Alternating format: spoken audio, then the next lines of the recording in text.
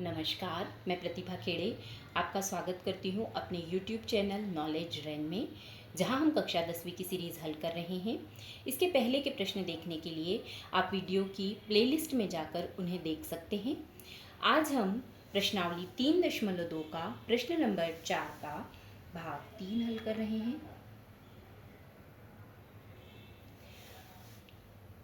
निम्न रैखिक समीकरणों के युग्मों में से कौन से युग्म संगत असंगत है? यदि संगत हैं तो ग्राफीय विधि से हल ज्ञात करो। संगत और असंगत में यदि ये समीकरणों के युग्म संगत हैं तो हमें ग्राफ बनाना है, और यदि असंगत हैं तो हमें ग्राफ नहीं बनाना है। तो प्रश्न नंबर 3 है हमारे पास 2x धन y ऋण 6 बराबर 0, 4x ऋण 2y ऋण 4 बराबर 0। यहाँ हम देखें ये मानक रूप में ही है, तो हम सीधे यहाँ से क्या निकालेंगे, a1/a2 और b1/b2। a1/a2 हम देखें तो a1 हमारे पास क्या है, 2 है, a2 क्या है, 4 है। 2/4 मतलब 2 एकम 2, 2 दूनी 4, यह आ गया हमारे पास 1/2। अब b1/b2 निकालें तो b1/b2 बराबर, यहाँ देखें b1 हमारे पास कुछ नहीं है, 1 है, b2 क्या है, ऋण 2 है। यदि इस ऋण को ऊपर लगा के लिखें तो ये हमारे पास आ गया ऋण 1/2। इसके बाद c1/c2 निकालें तो c1/c2, c1 हमारे पास है ऋण 6 और c2 है हमारे पास ऋण 4। ऋण से ऋण कटा, 2 दूनी 4, 2 तिया 6, ये आ गया हमारे पास 3/2। मतलब हमारे पास 1/2 ऋण 1/2 और 3/2 आया, जो कि तीनों ही बराबर नहीं है। मतलब a1/a2 बराबर नहीं है b1/b2 के, ये बराबर नहीं है c1/c2 के।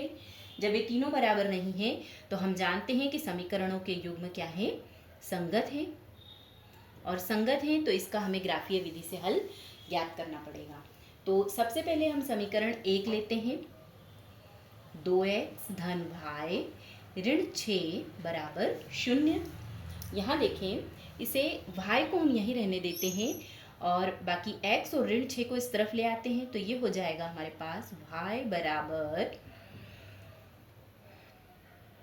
6 इस तरफ जाएगा, धन में हो जाएगा, 2x ऋण में हो जाएगा, ऋण 2x।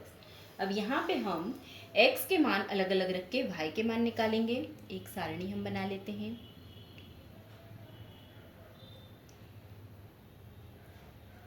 x का मान, यहाँ x और y के मान रखना है।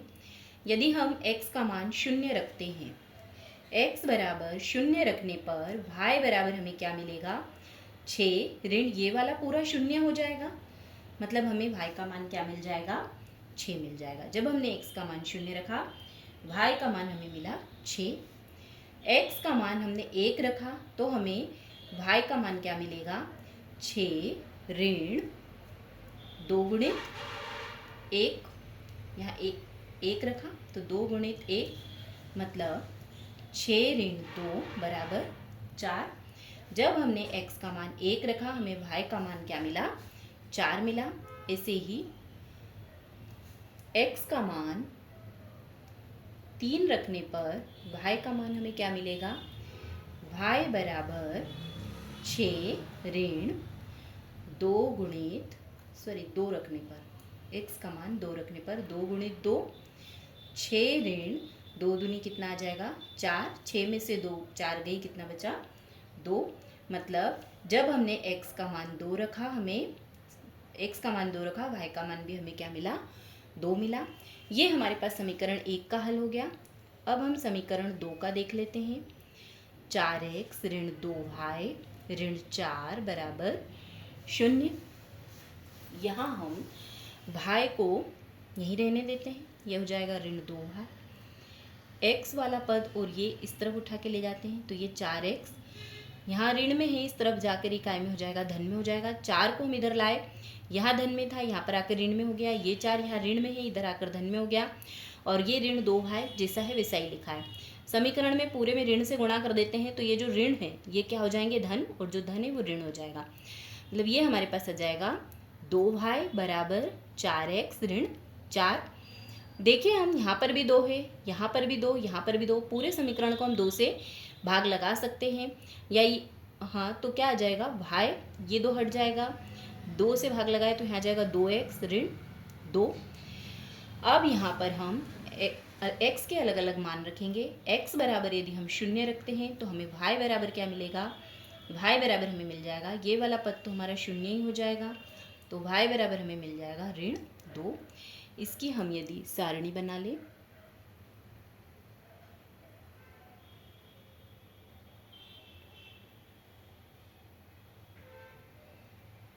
तो मान रखें x y के, x बराबर 0 रखने पर y बराबर हमें मिला ऋण 2। अब x बराबर यदि हम 1 रखते हैं तो y बराबर हमें क्या मिलेगा, y बराबर 2 गुणित 1 ऋण 2, मतलब 2 ऋण 2 कितना आ जाएगा 0। y बराबर x बराबर 1 रखने पर y बराबर हमें कितना मिला, 0 मिला। ऐसे ही x बराबर 2 रखने पर y बराबर क्या मिलेगा, 2 गुणित 2 ऋण 2, मतलब 2 दूनी 4 ऋण 2 बराबर 2। जब हमने x बराबर 2 रखा तो हमें y बराबर कितना मिला है, 2 मिला है।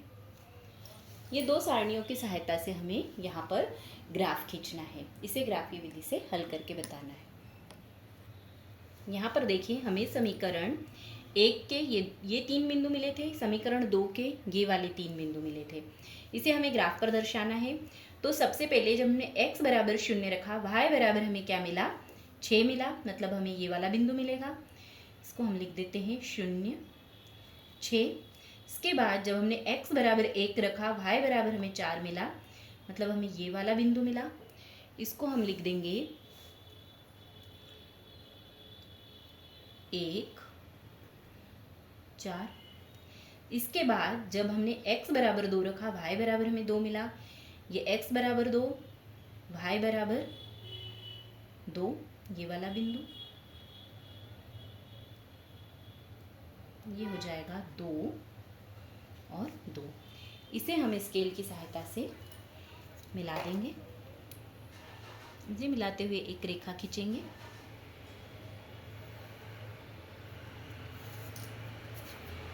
इसके बाद हमें दूसरा समीकरण से जो बिंदु मिले हैं उन्हें हम ग्राफ पे दर्शाएंगे। जब x बराबर हमारे पास 0 है, y बराबर हमारे पास ऋण 2 है, मतलब ये वाला बिंदु नहीं, y बराबर ऋण 2, ये वाला बिंदु मिलेगा। x बराबर 0, y बराबर ऋण 2, y नीचे है ऋण में, तो ये वाला 0 ऋण 2। इसके बाद x बराबर 1 और y बराबर 0 है, तो ये वाला बिंदु हमें मिलेगा 1 और 0। तीसरा बिंदु 2 और 2 देखें तो ये वाला बिंदु ही है, ये ऑलरेडी दर्शाया हुआ है इसमें।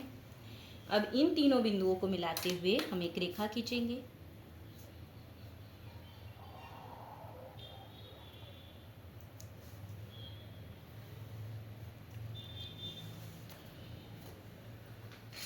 इस तरह से ये समीकरण का हल हो जाएगा 2 और 2, मतलब x बराबर हमारे पास 2 आएगा और y बराबर भी हमारे पास क्या आएगा, 2 आएगा। इस तरह से इन प्रश्नों को हम हल करेंगे। प्रश्न नंबर 4 है 2x ऋण 2y ऋण 2 बराबर 0, 4x ऋण 4y ऋण 5 बराबर 0। अब यहाँ पर हम a1 बराबर लिख लेते हैं। a1 बराबर हमारे पास 2 है, a2 बराबर हमारे पास ऋण 2 है, सॉरी b1 बराबर हमारे पास ऋण 2 है, c1 हमारे पास ऋण 2 है। वैसे हम देखें तो a2 हमारे पास 4 है, b2 हमारे पास ऋण 4 है और c2 हमारे पास क्या है, ऋण 5 है। अब a1 बटे a2 निकालें तो a1 बटे a2 बराबर हमारे पास आ जाएगा 2 बटे 4। इसको सरल करें तो 2 एकम 2, 2 दूनी 4, ये हमारे पास आ गया 1 बटे 2। b1 बटे b2 निकालें तो b1 हमारे पास है ऋण 2 बटे b2 है ऋण 4, ऋण से ऋण कटेगा, 2 एकम 2, 2 दूनी 4, ये हमारे पास आ गया 1 बटे 2। अब हम C1 बटे C2 निकालें तो C1 बटे C2 बराबर C1 है ऋण 2 और C2 है हमारे पास ऋण 5। ऋण से ऋण कटा, ये आ गया 2/5, मतलब हमें मिला 1/2 बराबर 1/2 बराबर 2/5। ये दोनों तो बराबर हैं लेकिन ये बराबर नहीं है, मतलब A1 बटे A2 बराबर है B1 बटे B2 के, लेकिन ये बराबर नहीं है C1 बटे C2 के। ऐसी कंडीशन में रेखाएं समांतर होती है और समीकरणों के युग्म क्या होंगे? असंगत होंगे। समीकरणों के युग्म असंगत हैं और असंगत हैं इसलिए हम इसे ग्राफ पर नहीं दर्शाएंगे। धन्यवाद। अगर आपको मेरे वीडियोस पसंद आ रहे हैं तो कृपया इन्हें शेयर करिए, लाइक करिए और चैनल को सब्सक्राइब करिए।